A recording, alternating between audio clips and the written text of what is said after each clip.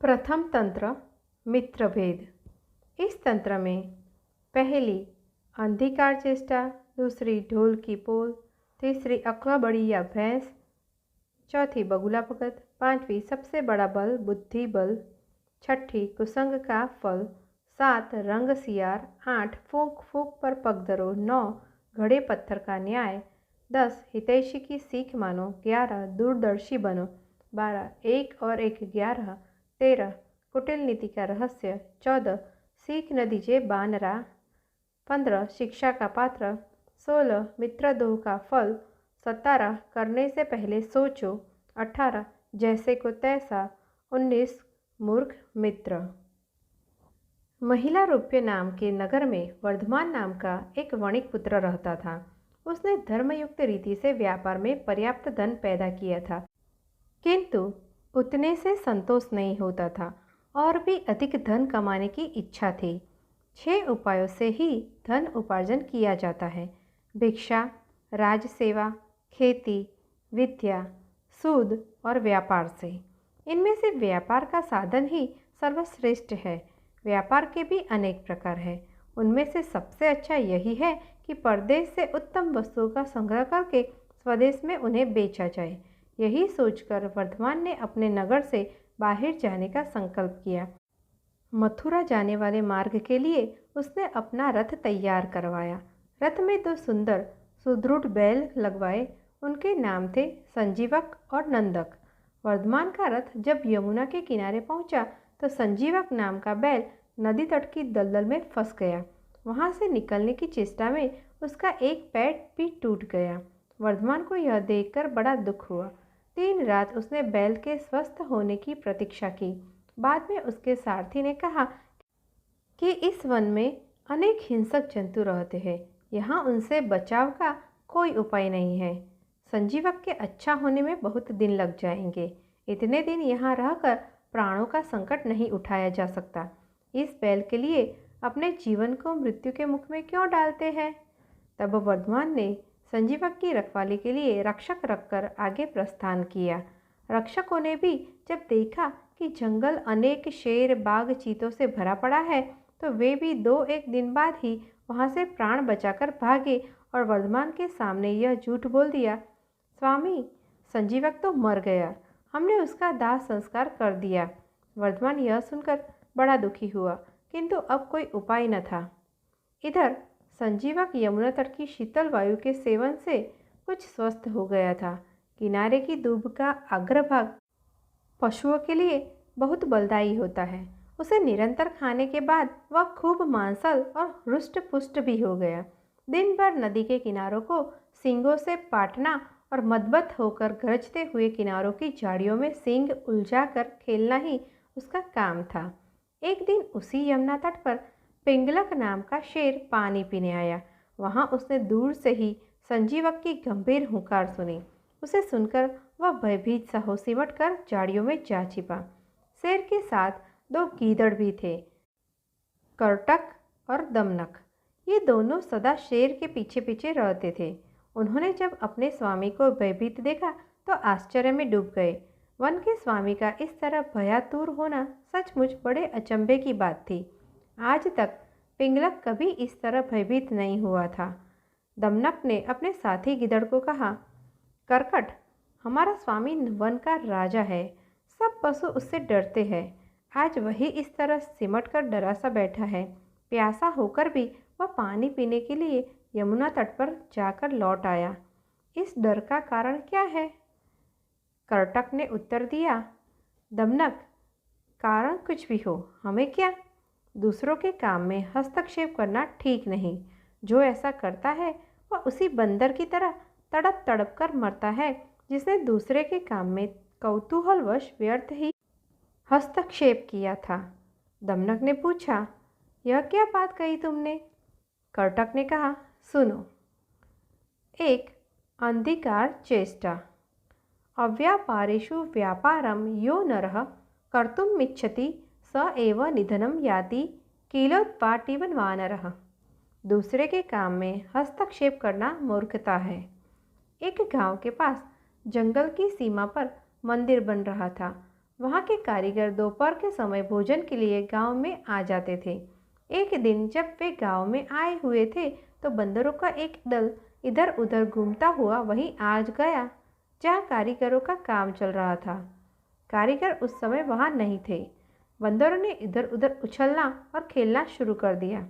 वहीं एक कारीगर शहतीर को आधा चीरने के बाद उसमें कील फंसाकर गया था। एक बंदर को यह कौतूहल हुआ कि यह कील यहाँ क्यों फंसी है। तब आधे चीरे हुए सहतीर पर बैठकर वह अपने दोनों हाथों से कील को बाहर ही खींचने लगा।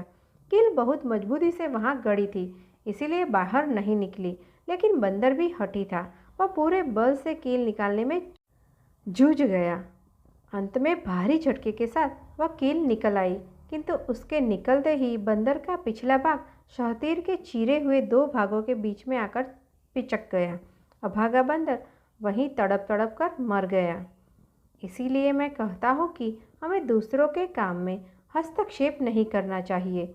हमें शेर के भोजन का अवशेष तो मिल ही जाता है, अन्य बातों की चिंता क्यों करें। दमनक ने कहा, कर्टक, तुझे तो बस अपने अवशिष्ट आहार की ही चिंता रहती है, स्वामी के हित की तो तुझे परवाह ही नहीं। कर्टक ने कहा, हमारी हित चिंता से क्या होता है? हमारी गिनती उसके प्रधान सहायकों में तो है ही नहीं। बिना पूछे सम्मति देना मूर्खता है, इससे अपमान के अतिरिक्त कुछ नहीं मिलता। दमनक ने कहा, प्रधान अप्रधान की बात रहने दे। जो भी स्वामी की अच्छी सेवा करेगा वह प्रधान बन जाएगा, जो सेवा नहीं करेगा वह प्रधान पद से भी गिर जाएगा। राजा, स्त्री और लता का यही नियम है कि वे पास रहने वाले को ही अपनाते हैं। कर्टक ने पूछा, तब क्या किया जाए? अपना अभिप्राय स्पष्ट कह दे। दमनक ने कहा, आज हमारा स्वामी बहुत भयभीत है।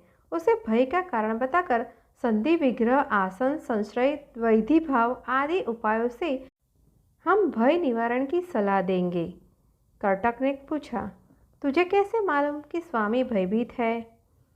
दमनक ने कहा, यह जानना कोई कठिन काम नहीं है। मन के भाव छिपे नहीं रहते। चेहरे से, इशारों से, चेष्टा से, भाषण शैली से, आँखों की भ्रूभंगी से वे सबके सामने आ जाते हैं। आज हमारा स्वामी भयभीत है। उसके भय को दूर करके हम उसे अपने वश में कर सकते हैं, तब वह हमें अपना प्रधान सचिव बना लेगा। कर्टक ने पूछा, तू राज्य सेवा के नियमों से अनभिज्ञ है, स्वामी को वश में कैसे करेगा? दमनक ने कहा, मैंने तो बचपन में अपने पिता के संग खेलते राज्य सेवा का पाठ पढ़ लिया था। राज्य सेवा स्वयं एक कला है, मैं उस कला में प्रवीण हूँ। यह कहकर दमनक ने राज्य सेवा के नियमों का निर्देश किया। राजा को संतुष्ट करने और उसकी दृष्टि में सम्मान पाने के अनेक उपाय भी बतलाए। कर्टक दमनक की चतुराई देखकर दंग रह गया। उसने भी उसकी बात मान ली और दोनों शेर की राजसभा की ओर चल दिए। दमनक को आता देखकर पिंगलक द्वारपाल से बोला, हमारे भूतपूर्व मंत्री का पुत्र दमनक आ रहा है, उसे हमारे पास बेरोक आने दो। दमनक राज्यसभा में आकर पिंगलक को प्रणाम करके अपने निर्दिष्ट स्थान पर बैठ गया। पिंगलक ने अपना दाहिना हाथ ऊपर उठाकर दमनक से कुशल क्षेम पूछते हुए कहा, कहो दमनक, सब कुशल तो है? बहुत दिनों बाद आए, क्या कोई विशेष प्रयोजन है? दमनक ने कहा, विशेष प्रयोजन तो कोई भी नहीं, फिर भी सेवक को स्वामी के हित की बात कहने के लिए स्वयं आना चाहिए। राजा के पास उत्तम, मध्यम, अधम सभी प्रकार के सेवक हैं। राजा के लिए सभी का प्रयोजन है।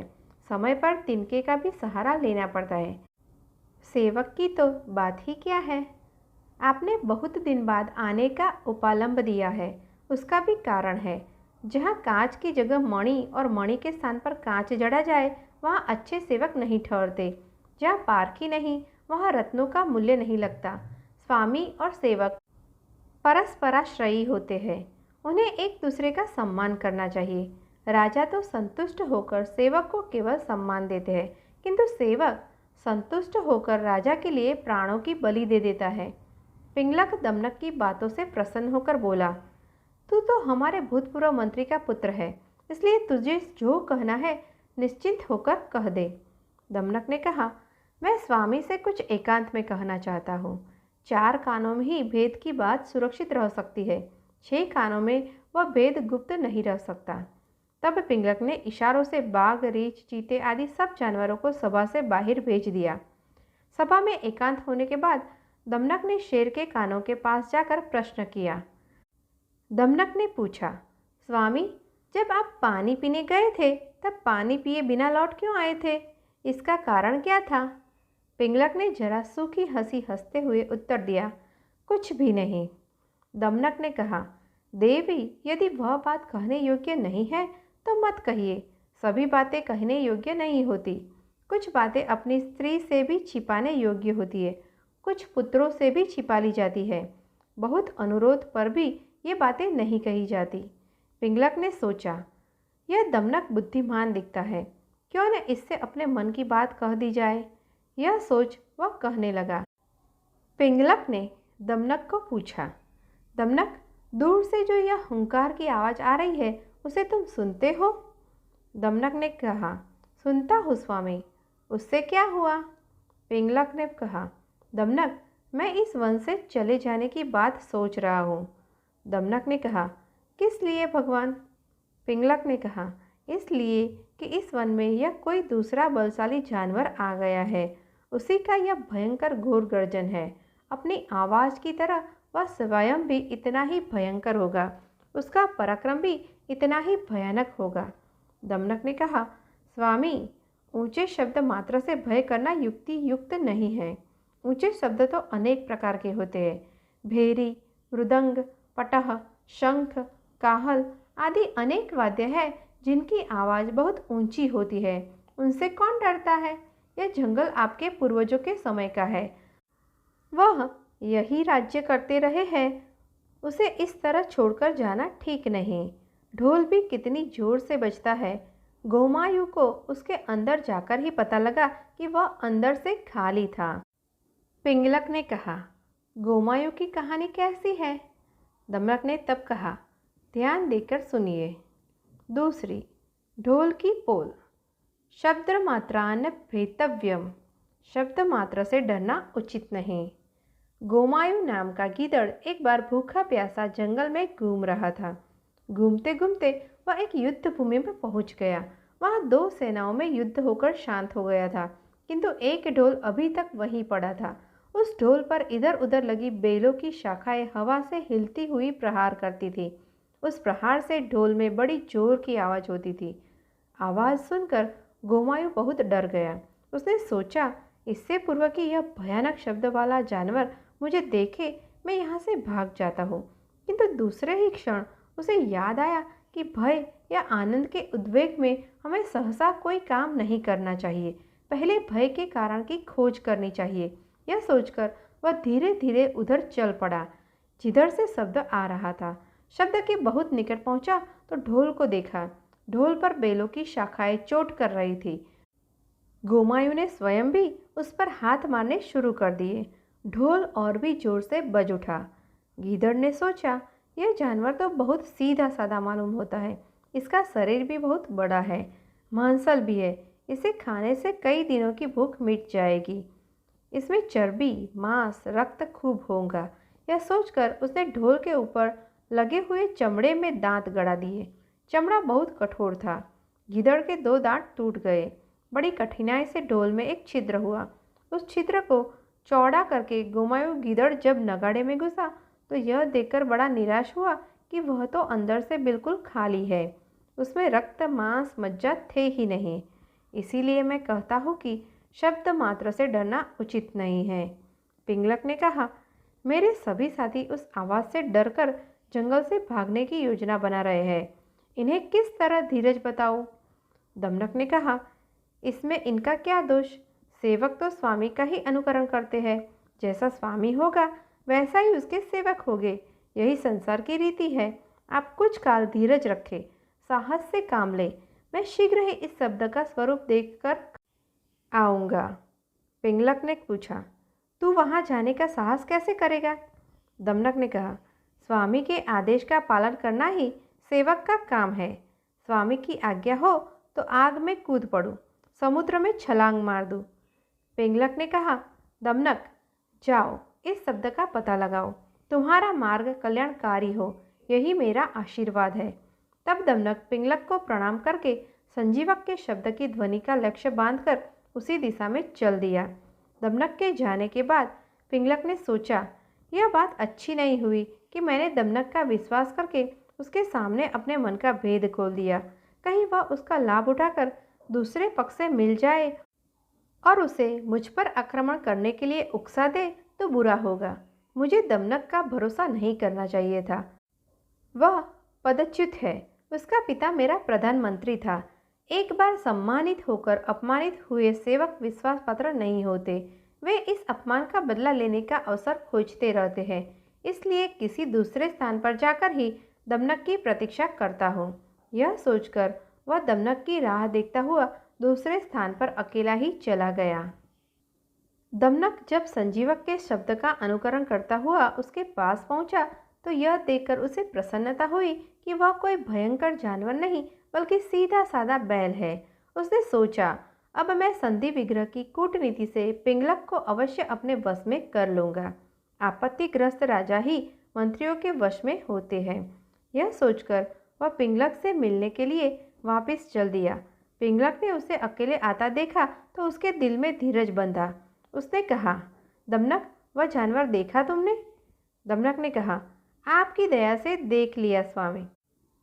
पिंगलक आश्चर्य से, सचमुच? दमनक ने कहा, स्वामी के सामने असत्य नहीं बोल सकता मैं। आपकी तो मैं देवता की तरह पूजा करता हूँ, आपसे झूठ कैसे बोल सकूँगा? पिंगलक ने पूछा, संभव है तूने देखा हो, इसमें विस्मय क्या? और इसमें भी आश्चर्य नहीं कि उसने तुझे नहीं मारा। महान व्यक्ति महान शत्रु पर ही अपना पराक्रम दिखाते हैं, दीन और तुच्छ जन पर नहीं। आंधी का झोंका बड़े वृक्षों को ही गिराता है, घास पत्ते को नहीं। दमनक ने कहा, मैं दीन ही सही, किंतु आपकी आज्ञा हो तो मैं उस महान पशु को भी आपका दीन सेवक बना दूं। पिंगलक ने लंबी सांस खींचते हुए कहा, यह कैसे होगा दमनक? दमनक ने कहा, बुद्धि के बल से सब कुछ हो सकता है स्वामी। जो काम बड़े बड़े हथियार नहीं कर सकते वह छोटी सी बुद्धि कर देती है। पिंगलक ने कहा, यदि यही बात है तो मैं तुझे आज से अपना प्रधानमंत्री बनाता हूँ। आज से मेरे राज्य के इनाम बांटने या दंड देने के काम तेरे ही अधीन होंगे। पिंगलक से यह आश्वासन पाने के बाद दमनक संजीवक के पास जाकर अकड़ता हुआ बोला, अरे दुष्ट बैल, मेरा स्वामी पिंगलक तुझे बुला रहा है। तू यहाँ नदी के किनारे व्यर्थ ही हुकार क्यों करता रहता है? संजीवक ने पूछा, यह पिंगलक कौन है? दमनक ने कहा, अरे पिंगलक को नहीं जानता? थोड़ी देर ठहर तो उसकी शक्ति को जान जाएगा। जंगल के सब जानवरों का स्वामी पिंगलक शेर वहाँ वृक्ष की छाया में बैठा है। यह सुनकर संजीवक के प्राण सूख गए। दमनक के सामने गिड़गिड़ाता हुआ वह बोला, मित्र, तू सज्जन प्रतीत होता है। यदि तू मुझे वहाँ ले जाना चाहता है तो पहले स्वामी से मेरे लिए अभय वचन ले ले, तभी मैं तेरे साथ चलूँगा।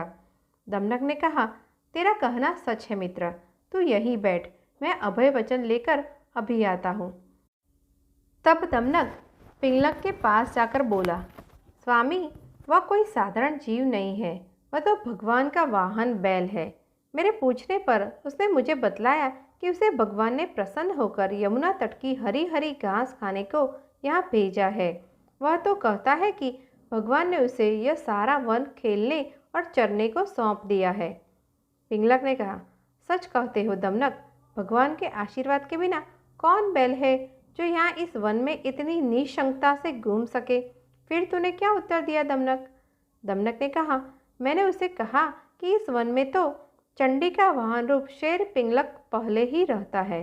तुम भी उसके अतिथि बनकर रहो, उसके साथ आनंद से विचरण करो, वह तुम्हारा स्वागत करेगा। पिंगलक ने पूछा, फिर उसने क्या कहा? दमनक ने कहा, उसने यह बात मान ली और कहा कि अपने स्वामी से अभय वचन ले आओ, मैं तुम्हारे साथ चलूँगा। अब स्वामी जैसा चाहे वैसा करूँगा। दमनक की बात सुनकर पिंगलक बहुत प्रसन्न हुआ। बोला, बहुत अच्छा कहा दमनक, तूने बहुत अच्छा कहा। मेरे दिल की बात कह दी। अब उसे अभय वचन देकर शीघ्र मेरे पास ले आओ। दमनक संजीवक के पास जाते जाते सोचने लगा, स्वामी आज बहुत प्रसन्न है। बातों ही बातों में मैंने उन्हें प्रसन्न कर लिया। आज मुझसे अधिक धन्यभाग्य कोई नहीं। संजीवक के पास जाकर दमनक सविनय बोला, मित्र, मेरे स्वामी ने तुम्हें अभय वचन दे दिया है, अब मेरे साथ आ जाओ, किंतु राजप्रासाद में जाकर कहीं अभिमानी न हो जाना। मेरे साथ मित्रता का संबंध निभाना। मैं भी तुम्हारे संकेत से राज्य चलाऊंगा। हम दोनों मिलकर राज्य लक्ष्मी का भोग करेंगे। दोनों मिलकर पिंगलक के पास गए। पिंगलक ने नख विभूषित दक्षिण ओर का हाथ उठाकर पिंगलक का स्वागत किया और कहा, कल्याण हो आपका। आप इस निर्जन वन में कैसे आ गए? संजीवक ने सब वृत्तांत कह सुनाया। पिंगलक ने सब सुनकर कहा, मित्र, डरो मत। इस वन में मेरा ही राज्य है। मेरी भुजाओं से रक्षित वन में तुम्हारा कोई बाल भी बांका नहीं कर सकता। फिर भी अच्छा यही है कि तुम हर समय मेरे साथ रहो। वन में अनेक भयंकर पशु रहते हैं। बड़े बड़े हिंसक वनचरों को भी डर कर रहना पड़ता है। तुम तो फिर हो ही निरामिष भोजी। शेर और बैल की इस मैत्री के बाद कुछ दिन तो वन का शासन कर्टक दमनक ही करते रहे, किंतु बाद में संजीवक के संपर्क से पिंगलक भी नगर की सभ्यता से परिचित होता गया। संजीवक को सभ्य जीव मानकर वह उसका सम्मान करने लगा और स्वयं भी संजीवक की तरह सुसभ्य होने का यत्न करने लगा। थोड़े दिन बाद संजीवक का प्रभाव पिंगलक पर इतना बढ़ गया कि पिंगलक ने अन्य सब वनचारी पशुओं की उपेक्षा शुरू कर दी। प्रत्येक प्रश्न पर पिंगलक संजीवक के साथ ही एकांत में मंत्रणा किया करता। कर्टक दमनक बीच में दखल नहीं दे पाते थे। संजीवक की इस मान वृद्धि से दमनक के मन में आग लग गई। वह संजीवक की इस वृद्धि को सहन नहीं कर सका। शेर व बैल की इस मैत्री का एक दुष्परिणाम यह भी हुआ कि शेर ने शिकार के काम में ढील कर दी। कर्टक दमनक शेर का उच्छिष्ट मांस खाकर ही जीते थे। अब वह उच्छिष्ट मांस बहुत कम हो गया था। कर्टक दमनक इससे भूखे रहने लगे। तब वे दोनों इसका उपाय सोचने लगे। दमनक बोला, कर्टक भाई, यह तो अनर्थ हो गया। शेर की दृष्टि में महत्व पाने के लिए ही तो मैंने यह प्रपंच रचा था। इसी लक्ष्य से मैंने संजीवक को शेर से मिलाया था। अब उसका परिणाम सर्वथा विपरीत ही हो रहा है। संजीवक को पाकर स्वामी ने हमें बिल्कुल भुला दिया है। हम ही क्या, सारे वंचरों को उसने भुला दिया है। यहाँ तक कि अपना काम भी वह भूल गया है। कर्टक ने कहा, किंतु इसमें भूल किसकी है? तूने ही दोनों की भेंट कराई थी। अब तू ही कोई उपाय कर जिससे इन दोनों में बैर हो जाए। दमनक ने कहा, जिसने मेल करवाया है वह फूट भी डाल सकता है। कर्टक ने कहा, यदि इसमें से किसी को भी यह ज्ञान हो गया कि तू फूट कराना चाहता है तो तेरा कल्याण नहीं। दमनक ने कहा, मैं इतना कच्चा खिलाड़ी नहीं हूँ, सब दाव पेच जानता हूँ। कर्टक ने कहा, मुझे तो फिर भी भय लगता है। संजीवक बुद्धिमान है, वह ऐसा नहीं होने देगा। दमनक ने कहा, भाई, मेरा बुद्धि कौशल्य सब करा देगा। बुद्धि के बल से असंभव भी संभव हो जाता है। जो काम शस्त्र अस्त्र से नहीं हो पाता वह बुद्धि से हो जाता है। जैसे सोने की माला से काक पत्नी ने काले सांप का वध किया था। कर्टक ने पूछा, वह कैसे? दमनक ने तब सांप और कौवे की कहानी सुनाई। तीसरी, अक्लबड़ी या भैंस। उपायेन ही यस कुर्यान्तन सकयम पराक्रमे। उपाय द्वारा जो काम हो जाता है वह पराक्रम से नहीं हो पाता। एक स्थान पर वटवृक्ष की एक बड़ी खोल में कौवा कौवी रहते थे। उसी खोल के पास एक काला सांप भी रहता था। वह सांप कौवे की नन्हे नन्हे बच्चों को उनके पंख निकलने से पहले ही खा जाता था। दोनों इससे बहुत दुखी थे। अंत में दोनों ने अपनी दुख भरी कथा उस वृक्ष के नीचे रहने वाले एक गीदड़ को सुनाई और उससे यह भी पूछा कि अब क्या किया जाए। सांप वाले घर में रहना प्राणघातक है। गीदड़ ने कहा, इसका उपाय चतुराई से ही हो सकता है। शत्रु पर उपाय द्वारा विजय पाना अधिक आसान है। एक बार एक बगुला बहुत से उत्तम मध्यम अधम मछलियों को खाकर प्रलोभवश एक करकट के हाथों उपाय से ही मारा गया था। दोनों ने पूछा, कैसे? तब गीदड़ ने कहा, सुनो। 4. बगुला भगत। उपायेन जयो यादृ ग्रीपोस्तादृढ़ न हेतिभिः। उपाय से शत्रु को जीतो, हथियारों से नहीं। एक जंगल में बहुत सी मछलियों से भरा एक तालाब था। एक बगुला वहां प्रतिदिन मछलियों को खाने के लिए आता था, किंतु वृद्ध होने के कारण मछलियों को पकड़ नहीं पाता था। इस तरह भूख से व्याकुल हुआ हुआ वह एक दिन अपने बुढ़ापे पर रो रहा था कि एक केकड़ा उधर आया। उसने बगुले को निरंतर आंसू बहाते देखा तो कहा, मामा, आज तुम पहले की तरह आनंद से भोजन नहीं कर रहे और आंखों से आंसू बहाते हुए बैठे हो। इसका क्या कारण है? बगुले ने कहा, मित्र, तुम ठीक कहते हो। मुझे मछलियों को भोजन बनाने से विरक्ति हो चुकी है। आजकल अनशन कर रहा हूँ, इसी से मैं पास में आई मछलियों को भी नहीं पकड़ता। केकड़े ने यह सुनकर पूछा, मामा, इस वैराग्य का कारण क्या है? बगुले ने कहा, मित्र, बात यह है कि मैंने इस तालाब में जन्म लिया, बचपन से यहीं रहा हूँ और यही मेरी उम्र गुजरी है। इस तालाब और तालाबवासियों से मेरा प्रेम है, किंतु मैंने सुना है कि अब बड़ा भारी अकाल पड़ने वाला है। 12 वर्षों तक वृष्टि नहीं होगी। केकड़े ने पूछा, किससे सुना है? बगुले ने कहा, एक ज्योतिषी से सुना है।